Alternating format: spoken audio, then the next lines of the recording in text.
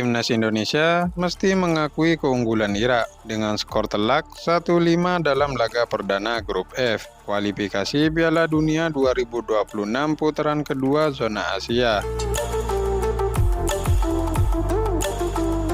Pada laga ini, Indonesia benar-benar kesulitan menghadapi pasukan skuad Singa Mesopotamia. Tim itu menggulung skuad Garuda lewat gol Basar Hasan di menit 20, gol bunuh diri Jordi Amat di menit 35, Osama Rashid di menit 60, kemudian Yosep Amin di menit 81, selang 7 menit berikutnya, Ali Al-Hamadi memperkuat kemenangan tim Irak.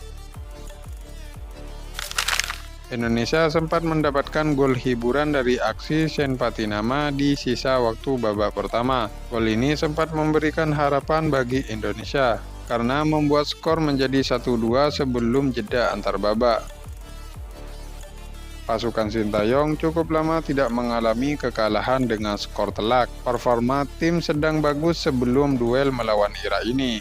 Lantas, pelajaran apa yang bisa dipetik dari kekalahan melawan Irak? Perlu adanya mengasah mental tandang.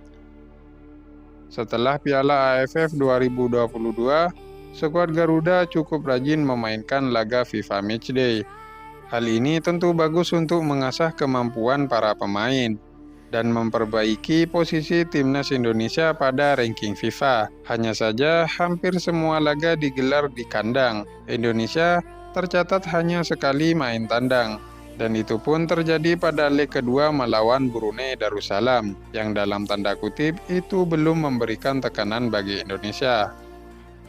Atmosfer laga tandang lama tak dirasakan pemain Indonesia. Kini skuad Garuda harus bertemu tim Irak yang memberi tekanan yang luar biasa. Skuad Garuda harus bermain di bawah sorot 65.000 pasang mata fans lawan, sesuatu yang sulit bisa terjadi. Harus optimis 3 poin dengan Filipina.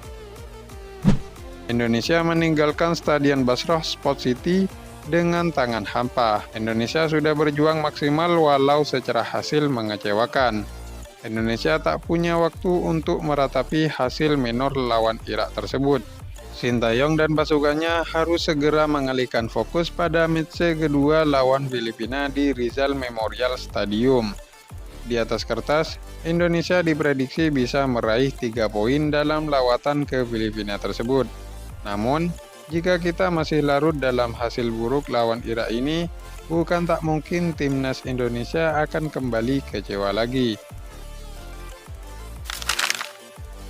Lini belakang rapuh dan pemain tidak dalam performa terbaiknya.